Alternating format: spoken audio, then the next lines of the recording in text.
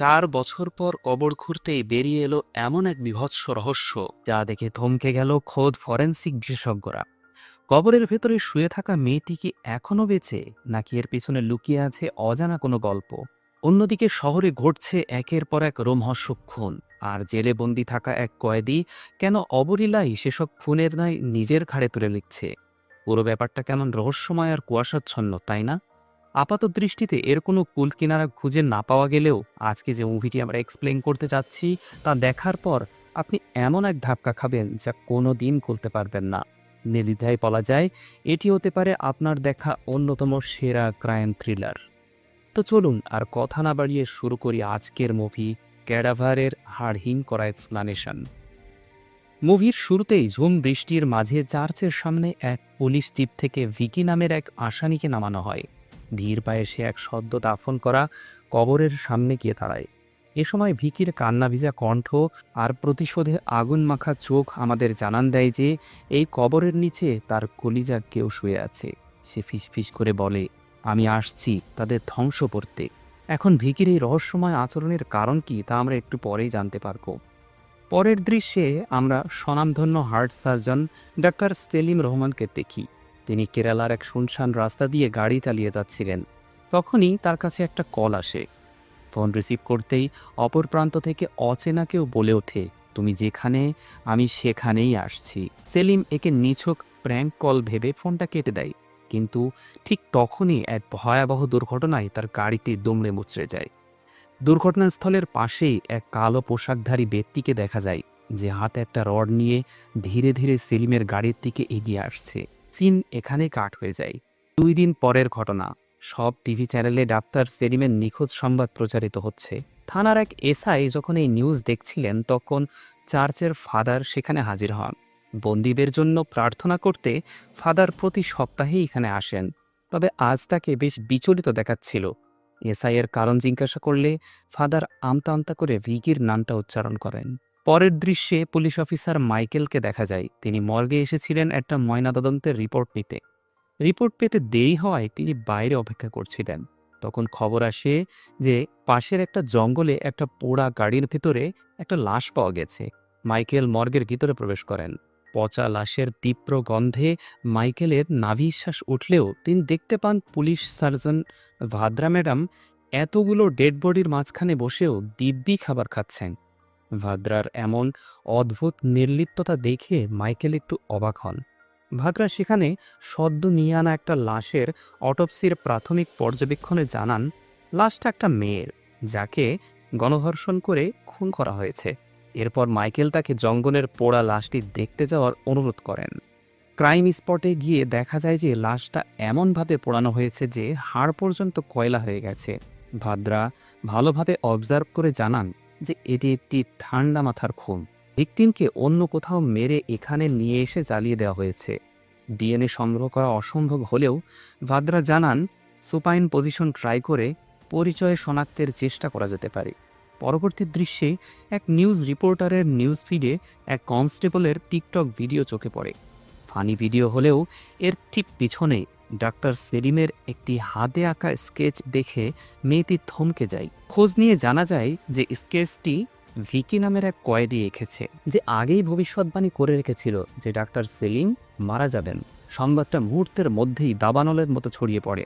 এরই মধ্যে ফরেনসিক রিপোর্টে নিশ্চিত হওয়া যায় যে জঙ্গলে পাওয়া লাশটি ডাক্তার সেলিমেরই। সেলিম রহমানের বাবা প্রভাবশালী ব্যবসায়ী আলী রহমান।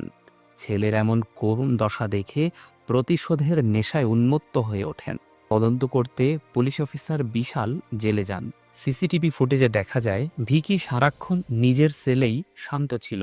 জেলার জানান, ভিকি কারোর সাথে তেমন একটা কথা বলে না, এমনকি তার কোনো আত্মীয় স্বজনও তার সাথে কখনো দেখা করতে আসেনি। শুধু চার্চের ফাদারের সাথেই তার কিছুটা যোগাযোগ আছে।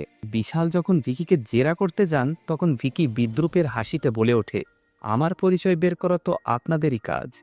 উপর মহলের পরামর্শে পুলিশ সার্জন ভাদ্রাকে এই ইন্টারোগেশন সেশনে ইনক্লুড করা হয়। জিজ্ঞাসাবাদের একটা পর্যায়ে ভাদ্রা বিশালকে পরামর্শ দেন।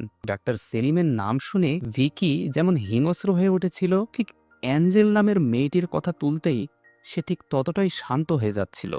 তাই এই কেসের আসল চাবিকাঠি হল অ্যাঞ্জেল। ব্যাপারটা খতিয়ে দেখা দরকার। বিশাল এবং ভাদ্রা ভিকিকে সাথে নিয়ে চার্চের ফাদারের কাছে যান। ফাদার আজ থেকে ২৫ বছর আগের এক গল্প শোনান। কেউ একজন চার্চের গেটের সামনে একটা ফুটফুটে বাচ্চাকে ফেলে রেখে গিয়েছিল। ফাদার তার নাম দিয়েছিলেন অ্যাঞ্জেল। অনাথ অ্যাঞ্জেল চার্চের পরিবেশেই বড় হয়ে ওঠে। একটা পর্যায়ে ভিকির সাথে তার পরিচয় হয়। একসময় সেটা গভীর প্রেমে রূপান্তরিত হয়। ফাদারের সম্মতিতেই তারা বিয়ে করে এবং অ্যাঞ্জেল গর্ভবতী হলে উন্নত জীবনের আশায় শহরে তারা পাড়ি জমায়। ফাদার জানান সেই দিনই তাদের দুজনকে তিনি শেষবারের মতো দেখেছিলেন। ওদিকে ভিকি চার্চের ভেতরে গিয়ে জিসাসের সামনে প্রে করতে থাকে। এ সময় তার কথার ক্লু থেকে অফিসার ভাদ্রা কাইন এবং অ্যাবেল এ দুটো নামের হদিস পায়। বাইবেলের তথ্য অনুসারে কাইন হলো এই পৃথিবীর প্রথম খুনি, যে সম্পদের লোভে তার ভাইকে খুন করেছিল। অর্থাৎ ডাক্তার সেরিমের পর অ্যাডেল নামের কেউ হয়তো নেক্সট শিকার হতে পারে। ফেরার পথে ভাদ্রাদের গাড়ির ওপরে হামলা হয়। অর্থাৎ কেউ নিশ্চয়ই অ্যাঞ্জেলের মৃত্যুর পিছনের পুরো সত্যিটা সামনে আসতে দিতে যাচ্ছে না। যদিও তারা এ যাত্রায় রক্ষা পায়। তদন্তের এক পর্যায়ে ভাদ্রা আবিষ্কার করেন যে ৪ বছর আগে অ্যাঞ্জেলের অ্যাক্সিডেন্টের পর যে হসপিটালে তাকে চিকিৎসার জন্য নেওয়া হয়েছিল, সেই জেসি হসপিটালেই কাকতালীয়ভাবে লাস্ট ৬ বছর ধরে চিকিৎসা দিচ্ছিলেন ডাক্তার সেলিম রহমান। ওই হাসপাতালের ফরেন্সিক রিপোর্টে অ্যাঞ্জেলের মৃত্যুর কারণ হিসেবে মাথায় আঘাতের কথা বলা হলেও তার চিকিৎসা করেছিলেন হার্ট সার্জন সেলিম রহমান। প্রশ্ন ওঠে, মাথায় আঘাতের রোগীর চিকিৎসা হার্ট সার্জন কেন করবেন? ভাদ্রা সন্দেহ করেন যে অটোপসি রিপোর্টটা সঠিক নয়। সত্য জানতে হলে অ্যাঞ্জেলের লাশ পুনরায় পরীক্ষা করা প্রয়োজন। ফাদারের সম্মতিতে কোর্ট অনুমতি দিলেও ষড়যন্ত্র থেমে থাকেনি। সেই দিনই কোর্ট থেকে ফেরার সময় সুযোগ বুঝে ফাদারকে গুলি করে হত্যার চেষ্টা করা হয়। এমনকি ওই রাতে চার্চের কবরস্থান থেকে অ্যাঞ্জেলের লাশ চুরি করার ষড়যন্ত্রও চলে। তবে বিশাল এবং ভাদ্রা সময় মতো সেখানে পৌঁছে লাশটা রক্ষা করেন। পরদিন যখন ডিস্ট্রিক্ট কালেক্টরের উপস্থিতিতে অ্যাঞ্জেলের কফিন খোলা হয়, তখনই ঘটে সেই অলৌকিক ঘটনা। ৪ বছর পার হয়ে গেলেও লাশটা এখনও অবিকল তাজা। ভাদ্রা ব্যাখ্যা করেন, সূর্যের আলো আর বাতাস না পাওয়ার কারণে কোনো কোনো লাশের ক্ষেত্রে এরকম ডিকম্পোস্ট না হওয়ার ঘটনা ঘটতে পারে। ডাক্তারি ভাষায় এটাকে অ্যাডোকোজিয়া বলা হয়। কিন্তু অটোপসি করতে গিয়ে আরও চাঞ্চল্যকর কিছু নোটিস করেন পুলিশ সার্জন ভাদ্রা। অ্যাঞ্জেলের শরীর থেকে তার হৃৎপিণ্ডটা উধাও। এমনকি এটাই অ্যাঞ্জেলের প্রথম অটোপসি। অর্থাৎ জেসি হসপিটালে সেই ৪ বছর আগে অ্যাঞ্জেলের কোনো অটোপসি করাই হয়নি। এর মানে এটা কোনো সাধারণ মৃত্যু ছিল না, ছিল একটা বীভৎস অর্গান ট্রেডিং ক্রাইম। আর জেসি হসপিটাল এরকম ঘৃণ্য মেডিকেল ক্রাইমের সাথেই জড়িত। ভিকি জেলের দেয়ালে পরবর্তী টার্গেট হিসেবে অ্যাবেল নামের একজনের ছবি আঁকে। জেসি হসপিটালে গিয়ে ভাদ্রা নিশ্চিত হয়ে যায় যে বাইবেলের কাইন এবং অ্যাবেলের ঘটনার মতো ডাক্তার অ্যাবেলই হতে যাচ্ছেন পরবর্তী ভিকটিম। তারা ডাক্তার অ্যাবেলের সাথে দেখা করতে তার বাড়িতে গিয়ে হাজির হয়। কথা বলার একটা পর্যায়ে ডাক্তার অ্যাবেল মুখ ফসকে অর্গান ট্রেডিং করার কথাটা অস্বীকার করেন। ভাদ্রার আর বুঝতে বাকি থাকে না যে এই ঘটনার পিছনে অ্যাবেল সরাসরি জড়িত ছিল। কিছুক্ষণ পরেই এক রহস্যময় ঘাতকের গুলিতে অ্যাবেল মারা যায়। বিশাল ঘাতকটিকে ধাওয়া করলেও সে পালিয়ে যেতে সক্ষম হয়। কিছুক্ষণ বাদে দেখা যায় সেই ঘাতকটি আসলে মর্গের স্টাফ কালি। রহস্য আরও গভীর হতে শুরু করে। পরপর দুইটা খুন, তাও আবার ভিকির নির্ভুল ভবিষ্যৎবাণীর পর। এটা তো কোনোভাবেই কাকতালীয় হতে পারে না। আবার 2টা ক্রাইম স্পট থেকেই একই ধরনের ফিঙ্গারপ্রিন্ট পাওয়া গেছে। এদিকে পুলিশের সন্দেহের তালিকায় ফাদারের নাম থাকলেও যেহেতু তাকে খুন করার চেষ্টা করা হয়েছে, তাই হয়তোবা খুনি অন্য কেউ। আর তার ইশারাতেই ভিকি এরকম নির্ভুল ভবিষ্যৎবাণী করছে। অন্যদিকে কবর খুঁড়ে যারা অ্যাঞ্জেলের লাশ চুরি করতে চেয়েছিল, তাদের মধ্যে একজনকে পুলিশ সেই রাতেই আটক করেছিল। তার দেওয়া জবানবন্দি থেকে মানি নামের আরও একজনের হদিস পাওয়া যায়। পুলিশ তাকে ধরে আনতে ছদ্মবেশ ধারণ করে এবং অত্যন্ত সুকৌশলে তাকে উঠিয়ে আনতে সক্ষম হয়। পুলিশ অফিসার বিশাল ভাদ্রার পরামর্শে ভিকিকে আবারও জিজ্ঞাসাবাদের জন্য আদালতের কাছ থেকে সময় চেয়ে নেন। ভিকি এ সময় তার পরবর্তী টার্গেট কে হতে চলেছে সেটাও আদালতের সামনে ফ্ল্যাশ করে দেয়। জিজ্ঞাসাবাদের সময় মানি অ্যাঞ্জেলের মৃত্যুর সাথে তার সম্পৃক্ততার কথা স্বীকার করে। ঘটনা ফ্ল্যাশব্যাকে চলে যায় 4 বছর আগের সেই দিনের ঘটনাতে। অ্যাঞ্জেলের হেলথ চেকআপের পর ভিকির বাইকে করে তারা বাসায় ফিরছিল। পথে দুইজন ছিনতাইকারীর কবলে পড়ে তাদের এই মারাত্মক অ্যাক্সিডেন্টটা ঘটে যায়। ছিনতাইকারী দুজনের মধ্যে একজন ছিল মানি। ওদিকে তদন্তের চাপে কোণঠাসা হয়ে আলী রহমান উপর মহলকে হাত করে পুলিশ অফিসার বিশালকে ট্রান্সফার করে দেন এবং স্বীকার করেন যে তারাই অ্যাঞ্জেলের হার্ট 2 কোটি টাকায় বিক্রি করেছেন। আলী রহমান দম্ভ করে বলেন যে তাকে ধরার ক্ষমতা কারোর নেই। সেদিন রাতেই জেলের মধ্যে ভিকির সেলের দেওয়ালে আঁকা হয় মানির মৃত্যুর পরোয়ানা। এমনকি সেই রাতেই আলী রহমানকে অপহরণ করে কালী এক গোপন জায়গায় নিয়ে আসে। সেখানে আলীর চোখের সামনে যে সত্যটি উন্মোচিত হয় তা ছিল কল্পনাতীত। কালীর সাথে সেখানে উপস্থিত ছিলেন স্বয়ং পুলিশ সার্জন ভাদ্রা। ফ্ল্যাশব্যাকে দেখা যায় ভাদ্রা একদিন পুরাতন কিছু অটোপসির ফাইল চেক করতে গিয়ে সেখানে অ্যাঞ্জেলের ফাইলটা চোখে পড়ে। অ্যাঞ্জেলের ফাইলটা দেখে সে প্রচণ্ড অবাক হয়ে যায়। সাথে সাথেই ভাদ্রা তার ব্যাগ থেকে একটা লকেট বের করলে দেখা যায় সেখানে রয়েছে অ্যাঞ্জেল এবং ভিকির বিয়ের ছবি। অ্যাঞ্জেলের মৃত্যুর কয়েক মাস আগের ঘটনা। একটা বাস স্ট্যান্ডে ভাদ্রা এবং অ্যাঞ্জেলের প্রথম দেখা হয়েছিল।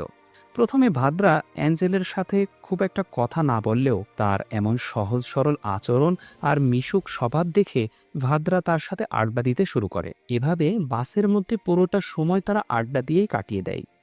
একটা পর্যায়ে অ্যাঞ্জেল ভাদ্রাকে একটা লকেট দেখিয়ে বলে এটা ভিকি তাকে তার জন্মদিনে উপহার দিয়েছে। ভাদ্রা লকেটের একপাশে খালি রাখার কারণ জিজ্ঞাসা করলে অ্যাঞ্জেল বলে ওখানে সে তার বাচ্চার ছবি রাখতে চায়। ততক্ষণে অ্যাঞ্জেল তার গন্তব্যে পৌঁছে দেওয়ায় সে তাড়াহুড়ো করে বাস থেকে নেমে যায়। ভাদ্রা কিছুক্ষণ পর লক্ষ্য করে যে অ্যাঞ্জেল ভুল করে তার লকেটটা ফেলে গেছে। এভাবেই সে পরিচিত হয়েছিল অ্যাঞ্জেলের সাথে। সিন বর্তমানে আসলে কালী ভাদ্রাকে অ্যাঞ্জেলের মৃত্যু থেকে শুরু করে সব ঘটনা একে একে খুলে বলে। কালীর বড় মেয়ের নাম ছিল প্রিয়া, যে ওই জেসি হসপিটালের নার্স ছিল। অ্যাঞ্জেলের অ্যাক্সিডেন্টটা যেদিন ঘটে সেই দিন ওটি রুমে তার ডিউটি পড়ে। অ্যাঞ্জেলকে ওটিতে নেওয়ার পর ডক্টর সেলিম রহমান তার সার্জারি করতে আসে। তখনও অ্যাঞ্জেল বেঁচে ছিল, তবে সেলিম রহমান তাকে বাঁচানোর কোনো চেষ্টাই করেনি, বরং সে সার্জারি শুরু করে দেয়। সেলিম রহমান ছিল একজন হার্টের সার্জন, ফলে তার অ্যাঞ্জেলের ট্রিটমেন্ট করার তো কোনো কথাই না। তখন প্রিয়া বুঝতে পারে নিশ্চয়ই এখানে কোনো ঝামেলা রয়েছে। সেলিম রহমান প্রথমে অ্যাঞ্জেলের পেট কেটে তার বাচ্চাকে বের করে আনে। তারা ভেবেছিল অ্যাঞ্জেলের বাচ্চা অ্যাক্সিডেন্টের আঘাত পাওয়ার কারণে পেটেই মারা গিয়েছে। এরপর সেলিম তাকে আদেশ দেয় যে এই বাচ্চাটাকে ডাস্টবিনে ফেলে দিতে। তাই বাধ্য হয়ে প্রিয়া যখন তাকে গার্বেজে ফেলেতেই যাবে তখনই একটা মিরাকেল ঘটে যায়। সে দেখতে পায় যে বাচ্চাটা এখনও বেঁচে আছে। প্রিয়া বুঝেছিল যে সেলিম রহমান জানলে বাচ্চাটাকে বাঁচতে দেবে না, তাই সে সবার চোখ ফাঁকি দিয়ে তার বাড়িতে বাচ্চাটাকে নিয়ে আসে। বাড়িতে এসে প্রিয়া কাঁদতে কাঁদতে তার বাবাকে সব খুলে বলে। তারাই এতদিন বাচ্চাটাকে দেখভাল করেছে। অবশেষে ভাদ্রার পরামর্শে তারা বাচ্চাটাকে চার্চের ফাদারের কাছে রেখে যায় এবং ফাদারকে সব কিছু খুলে বলে। এই সব কিছু শুনে ফাদার বলে যে অ্যাঞ্জেলকে যারা এভাবে খুন করেছে তাদের বেঁচে থাকার কোনো অধিকার নেই।